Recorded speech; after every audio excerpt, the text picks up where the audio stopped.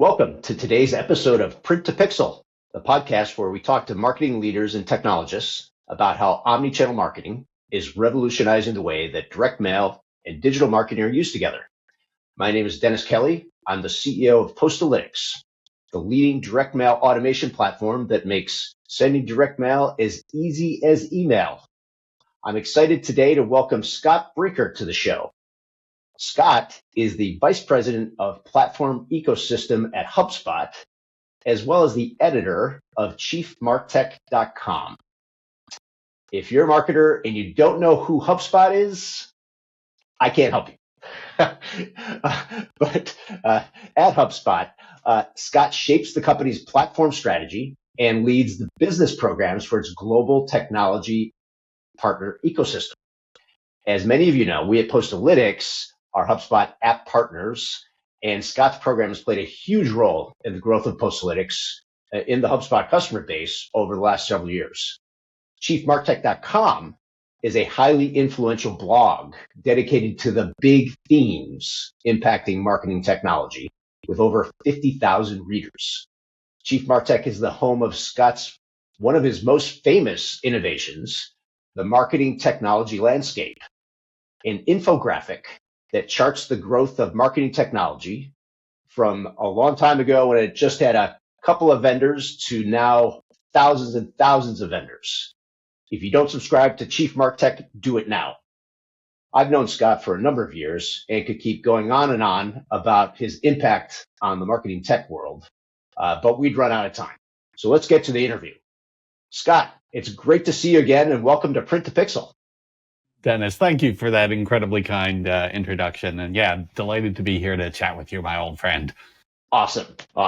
Well, you're more or as deeply entwined in the incredible growth of marketing technology as anyone.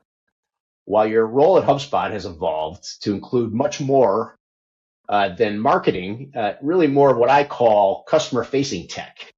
But let's take a step back to earlier in your career, and let's talk about some of the things that influenced you to become one of these key people who has really helped marketing tech grow from what was a niche business several years ago into now this behemoth. Well, I think you're giving me a lot more credit there than I deserve, but I would say, like many a great career, I fell into it absolutely accidentally. My background was as an engineer, as a software person, a bit of an entrepreneur on it. But I think where things really started to come together was back in the .com heyday. I was running the technology team of a web development agency that was building fairly large web properties for companies like Citrix and Siemens. And we would always get hired by the marketing team because they were the ones who had the budget and the desire to go out into the world and engage in this like cool new channel called the internet. But because I was running the technology team, it would be my responsibility to do the shuttle diplomacy down to their IT organization to like actually figure out how this would work, how it would integrate with their business, because apparently IT and marketing couldn't actually talk to each other in those days. Not even because it was a hostility thing. It was like they just didn't even like speak the same language. It was like, Mars and Venus.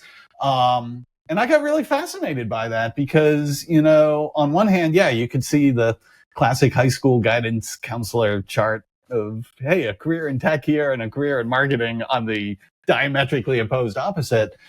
But it was so obvious that like where the world was headed is these two worlds were going to collide and be deeply entangled. And so I just became very passionate about what started to grow and become a wider group of people who were hybrids, who like had sort of one foot in the tech world and one foot in the marketing world. And then that was the thing that led to that crazy MarTech landscape graphic, is it was really just trying to exhibit I was putting together for CMOs to try and persuade them like, hey, pay attention to how much technology you're now becoming dependent on. You probably want to like develop some technical talent inside your organization.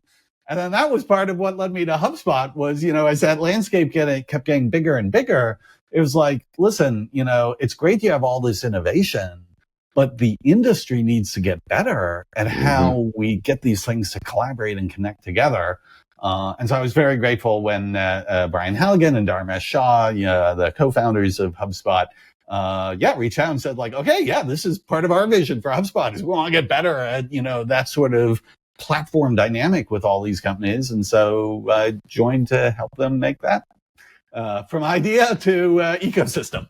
Yeah. Well, it's so cool that you're able to continue on, right, with the work that you're doing outside of HubSpot at Chiefmartec and really thinking about the industry at a global level, right? And then while you're doing this massively important job inside of HubSpot, it's really cool that you were able to carve that out.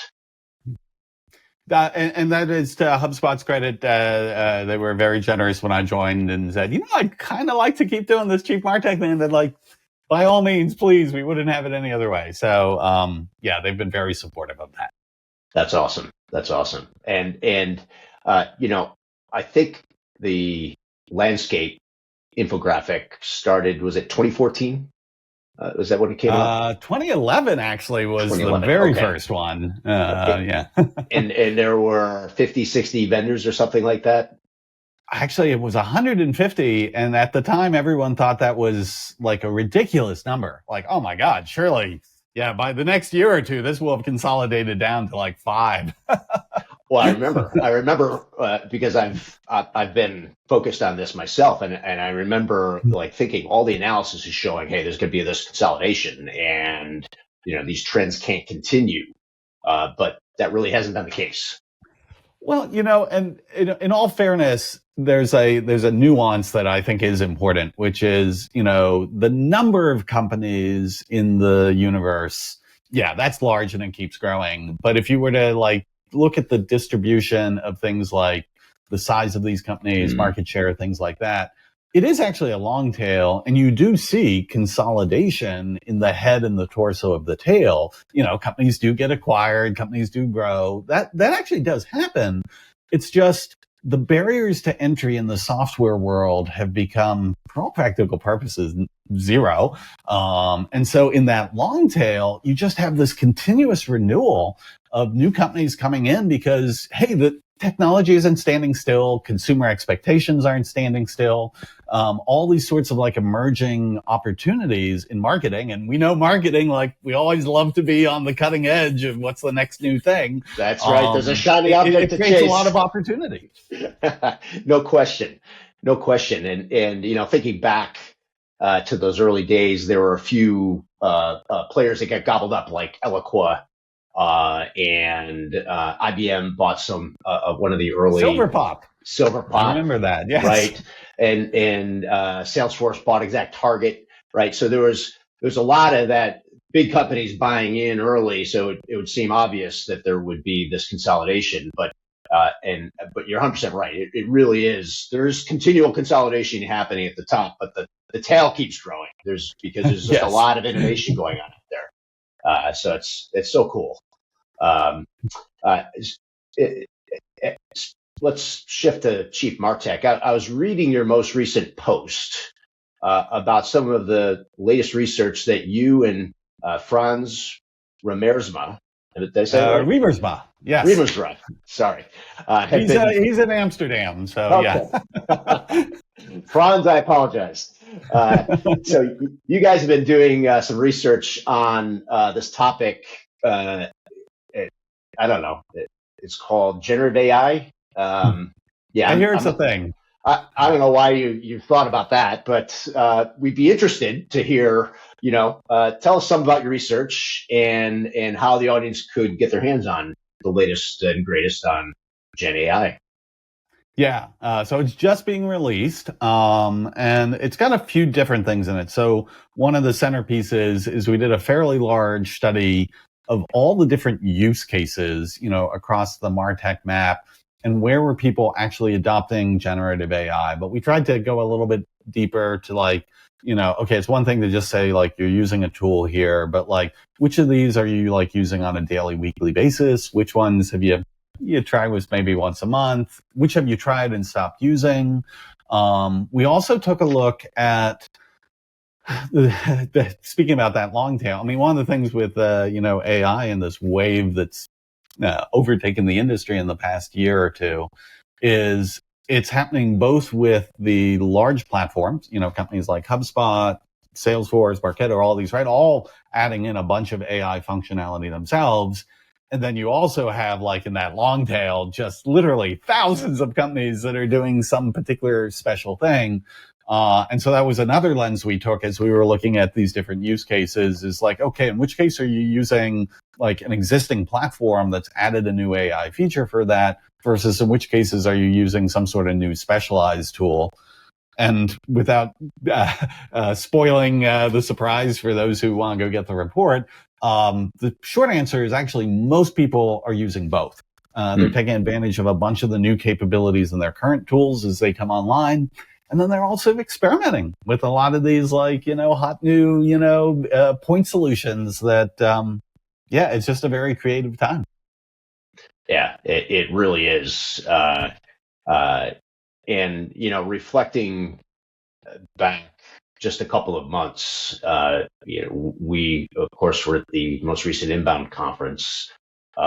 We are both a HubSpot app partner as well as a customer of HubSpot. So we use HubSpot internally for a lot of things. Thank you. Of course. And we've been using several of the new Gen AI tools that were announced and launched in September. And I remember thinking, back to Inbound 2023, it was kind of a lot of talk about AI, and Inbound 2024 was a lot of AI. Here you go. It's in your hands now. It was a pretty dramatic shift. And so we've been using a lot of the HubSpot Gen AI tools internally. We're finding several of them to be really, really useful. Good. I particularly like the report generator. We've been running on HubSpot since 2017, and we've built this massive data schema. And, I can't remember where all this stuff is. And if I just want to get a quick report, the report generator frees me up. I don't have to go hunting and pecking and try to figure out where and the name of this thing and where it's nested. I can just kind of put in, hey, give me a report that does this, and seconds later I got a report, and I can refine it quickly and easily, and it just sort of, it makes my life so much easier when I'm trying to understand what's happening in my business. And so I'm assuming I'm not alone in this revelation. And so if you can, would love to get a sense of how the new Gen AI tools in HubSpot are being adopted, and where do you think we are in this curve of adoption?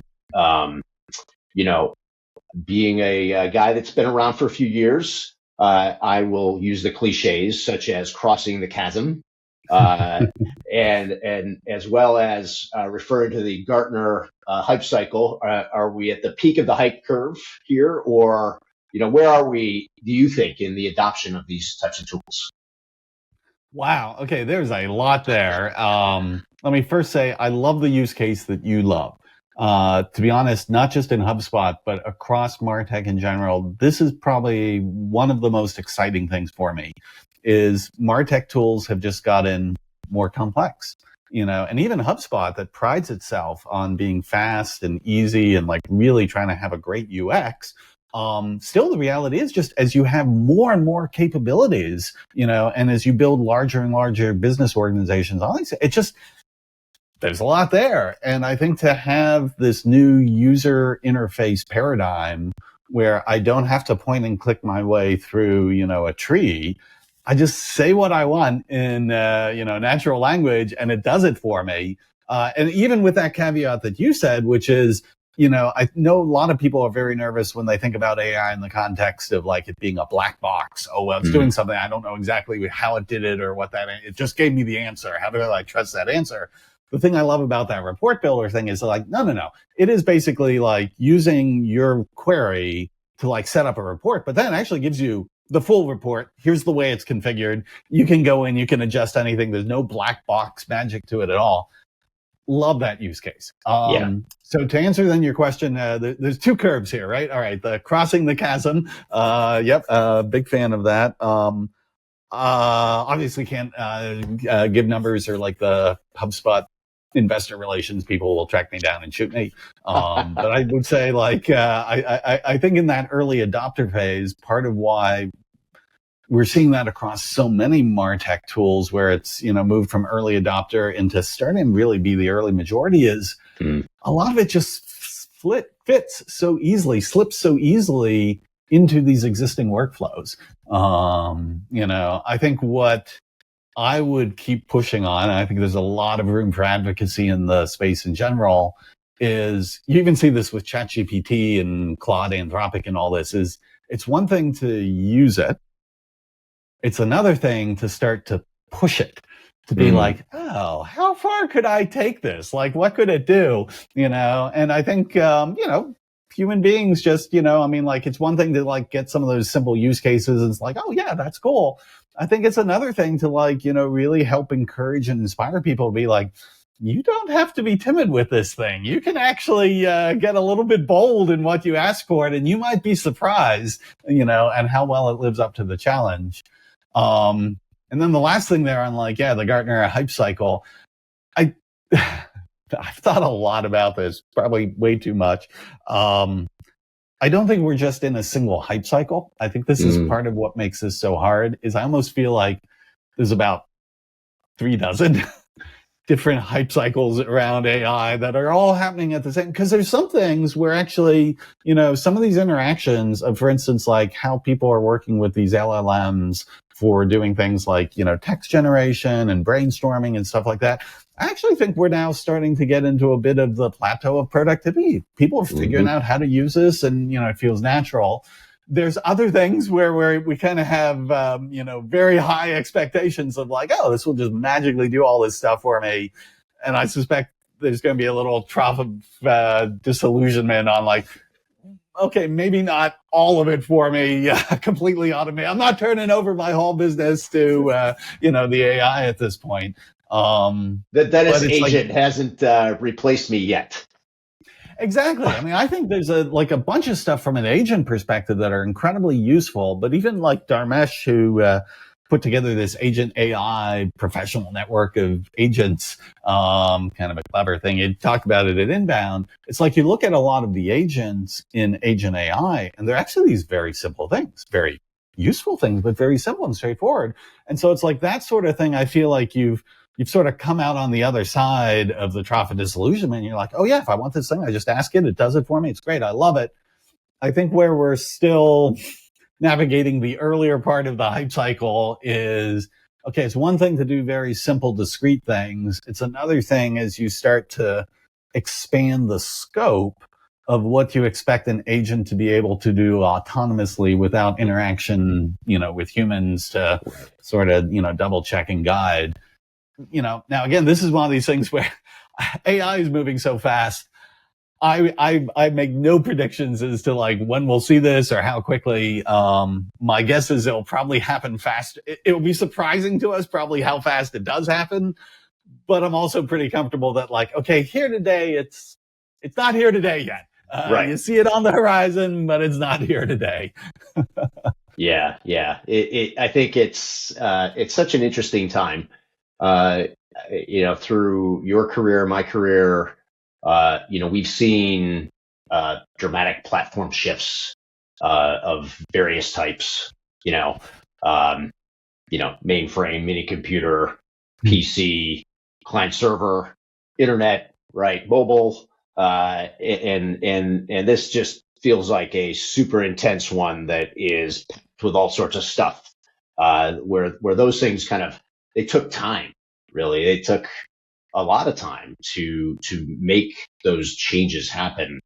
And we're in a different era, right? There's so much capital that is being thrown at this stuff, and the nature of it itself kind of lends to the rapid pace of change.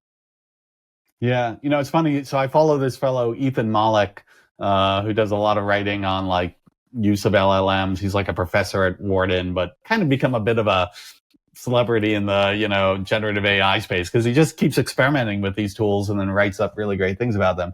He wrote something a month or so ago that just really stuck with me. And it was like, even if the innovation stopped today, that there were no further improvements to any of these LLMs, nothing new else got added, it would still take at least 5 years for companies to be able to absorb productively all of this innovation that already exists right now. Huh. And then, of course, the kicker is like, but the innovation isn't going to stop. Right. So, to your point, it's like, we are used to looking at those hype cycles or those technology distribution curves as things that happen over a decade or 2 decades. And it is very clear that that time frame keeps getting shorter and shorter. And here with AI, it's pretty much unprecedented, the speed at which it's going through that process. The bottleneck is very clearly not going to be the technology. It's going to be us. It's going to be organizations. It's going to be dealing with change management. Yeah, no question. Let's shift gears a little bit and talk about your role in the HubSpot ecosystem. As we discussed earlier, we at Postalytics have been a longtime HubSpot app partner. And in fact, we launched the company at Inbound 2017. I think that's right around the time you were starting at Literally, HubSpot. That was my second week on the job. So. And we've really kind of invested and leaned into our HubSpot integration, and it's been an incredibly important part of our growth story. So it's very meaningful to us, and so we take it very seriously, and your team has been amazing to work with. So what's cool, I think they were just kind of getting off the ground when you started, so tell us about how the partner ecosystem has evolved, and what sort of changes have happened since you got started, way back in 2017, through now. I know it's a heck of a lot bigger. It's a lot more sophisticated, but it's still, to me, it doesn't feel like I'm dealing with some massive bureaucracy, which is cool for a company like us. Well, thank you. It's been a fascinating journey. I would say, so right from the beginning, Brian and Dharmesh were very committed to this and very strong advocates in the company, making that shift from being, hey, a good product company to can we be a good platform company for others? That being said, one of the other things about HubSpot and its culture and its dynamic is it's a very distributed leadership, small teams across product, given a lot of autonomy, which again lets them build a lot of great things and move very quickly. It's also one of those things then that like, okay, you don't just snap your fingers and say, okay, yesterday you spent all this time thinking about, building your own product and your own user interface and all this. And now tomorrow you should start thinking about how do you open up extensibility and support, all these other partners who are going to build things for all those customers.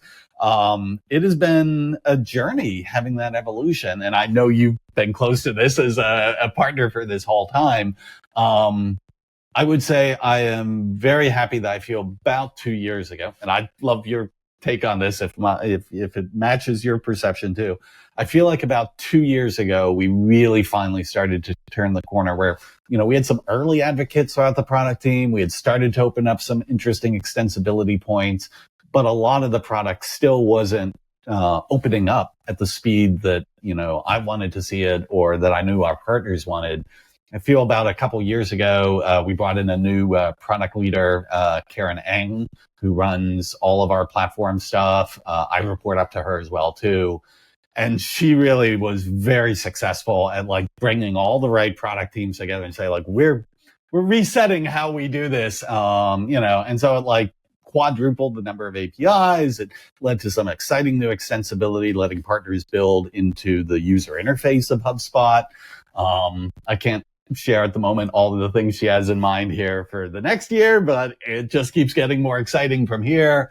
And so I feel like on the product side, HubSpot is now really started to live up to the promise of being a platform for our partners. On the go-to-market side, we're a little bit further behind on that, but it now also feels like it has turned the corner where, our leaders in sales and CS, our leaders in the solutions partner program, the services channel, are all aligned like, okay, app partners are key to being able to deliver this solution, particularly as we move more and more up market. We've got customers with more diverse needs, more demanding, opportunities. And so, some of the things we've started to do over this year with experimenting with, combining app partners and solutions partners, going to market together, trying to get better at how we provide enablement inside HubSpot to our sales teams and CS teams around this. Don't get me wrong, there's a long list of all the things we need to do from here. I said the list ahead is much longer than the list behind. But I do finally feel like, these past couple years, we're starting to actually really live up to, the promise of what a platform should do. I have to concur that we have seen a noticeable shift in the both the breadth of different ways that we feel we can take the integration and as well as engagement really with your team. And it was so memorable. I was at Inbound this year, and I connected with one of your guys, and he was like, listen, we're having a planning meeting, next week, week after. We really need to drill down, what are you looking for? What other APIs do you want? What more can we do? And it was so impressive. So there really has been a tremendous shift in the ability for an app partner to do really interesting things with solutions outside using APIs as well as inside now with some of the tools that have been made available. And that's really cool. I think from a go-to-market standpoint, we've really tried to focus on working with solution partners, which in HubSpot speak, those are agencies, right, that are a part of the HubSpot ecosystem. And because what we're finding is that, as direct mail is a marketing channel that needs to be kind of built out and coordinated with lots of other marketing channels. And while there are a lot of companies where there are in-house teams that are able to do that, there are some real experts out there that organizations are bringing in to help them map out a strategy and to coordinate all their marketing channels and have it all kind of running out of automation. So by finding those solution partners, we've really been able to up the game in the marketplace by coordinating with them and working together. So that part has really started to work out for us. Excellent. Yeah, you have definitely cracked the code on that. Something like 40% of HubSpot's business is attached to solutions partners. But when you look at our upmarket customers, that number increases significantly. Mm-hmm. And so, one of the wonderful things about these solutions partners is they really are the architects of the full tech stack. Not just then the tech stack, but how does the business operationalize that? How do they incorporate it into the evolution of their strategy? Once upon a time, we would have referred to this as digital transformation. Thank goodness nobody uses that phrase anymore. We all got really sick of it. But essentially, that's what's happening. I mean, these businesses are transforming to not only, adopt and implement this new technology, but really figure out how to harness it into their business operations, into their strategy. So, I'm so glad you are so plugged into so many of those best partners. I agree. That is, I think, the best path, to growth in the ecosystem today. Good. So other potential app partners out there, happy to talk about it anytime with any of you guys. It's been a real winner for us. Speaking of digital transformation, since the title of this podcast is Print to Pixel, uh, who'd have thought we put those words together? Let's talk about omnichannel marketing. So I know you're not in charge of the marketing hub, and I would need to line up Nicholas Holland, which I plan to do, to join me on a deep dive there on the marketing hub. But with that said, how does HubSpot think about the concept of omnichannel marketing from a partner ecosystem standpoint, and where does a line live between HubSpot and partner, and how does that change over time, do you think? Yeah, I mean, the good thing is like marketing has to be the most diverse profession, industry, discipline, space, and it's one that's like constantly changing with emerging new technologies. And so I feel like the sort of the adjacent surface area around like whatever HubSpot builds only gets to be like a tiny fraction of what's actually happening in the world. I kind of think of it on like, a few different dimensions. So there's definitely this notion of channels. And again, like you've preaching to the choir here, right? Like, you guys have dominated, this, channel of, direct mail, which, still, I think there's so many companies and customers out there who don't even realize like how brilliant of a channel this is. It's almost like the more the world has become saturated digitally, like the more attractive, this channel is. Exactly. But there's definitely other things like that. There's other, real world engagements. There's all this stuff you're starting to see post pandemic, things like events and trade shows and conferences and field events, with small groups. Those things are like, phenomenal opportunities with partners there. There's all these emerging channels, whether they're like paid channels and sort of new, advertising channels that are being done, or new kinds of social, channels. I would need to bring in my teenage daughter in order to like, probably even like give an accurate list of, what's currently becoming hot here. But I think, on the channel landscape, tons and tons of things, even with HubSpot being like, hey, there's a set of channels like email, like the landing page, starting to do stuff with like SMS, but we were just touching a tiny fraction. I think on the other end of the equation, there's so much from a data, perspective. And boy, there's things like, tools that are helping with like first party data and, bringing it from more different sources. Like even this thing we talk about in SaaS for a long time, PLG, product led growth, and how do you get data of people using your products, to power marketing and sales.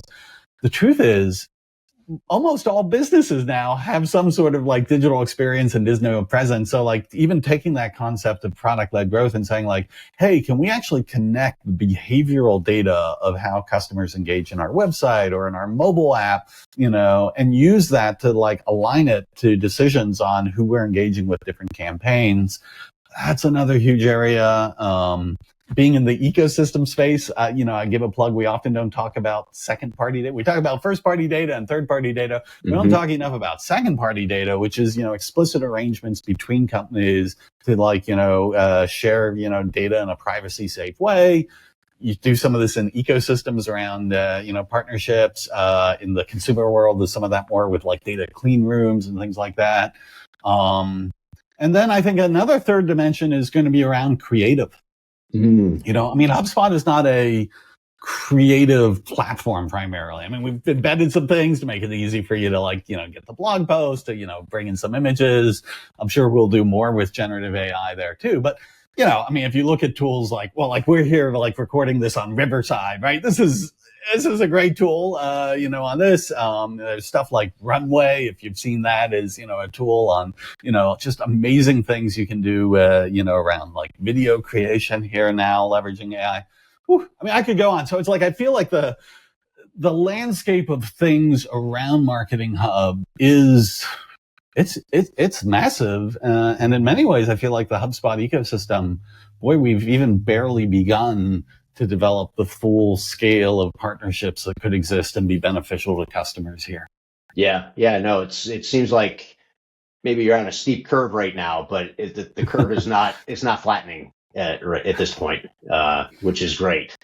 Um, well, why don't we wrap up? And Scott, why don't you tell the audience, where they can find you, how they can maybe get their hands on that new research that you're going to be publishing here very soon, and where can they follow you to make sure that they're keeping up to speed with what you got going both Chiefmartec and at HubSpot.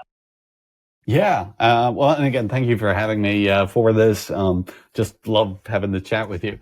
So on the HubSpot side, yeah, I would say go check out ecosystem.hubspot.com and go check out the app marketplace. Go check out Postalytics on the app marketplace. On the Chiefmartec side, it's simply chiefmartec.com. It's Chiefmartec without an H at the end. Long story, either a brilliant branding idea or an absolutely terrible branding idea, history will tell. I'm thinking that terrible is probably the more accurate one. But anyways, Chiefmartec without an H at the end.com. And then also probably, I guess, best way is on like LinkedIn, SJ Brinker. Awesome. And as I said to everybody earlier, if you're not already subscribed to Chiefmartec, sign up for the newsletter. Comes once a month or so, every other month, every 6 weeks, something like that. And it depends on what the schedule of everything is. It's been a little bit spread out lately, but hopefully I'll get back to it. But whatever it is, it's always a worthwhile read, right? It's legit. It's real research. It's real information from a perspective that not many of us are able to kind of look at the world from. So super valuable for anybody involved in marketing tech. Scott, it's always a pleasure to speak with you. Since we're recording this 2 days before Thanksgiving, I want to thank you from everyone at Postalytics, from everyone from the marketing tech world, and everybody from the HubSpot app partner world for all the energy and enthusiasm and passion that you bring to our little corner of the world. So you've really moved the needle for a lot of us and created environments that allow a lot of us to thrive. And so thank you very much. Well, the love is mutual, my friend. Thank you so much again for having me here, being an app partner, being a HubSpot customer, and have a wonderful Thanksgiving as well. Thank you. You too.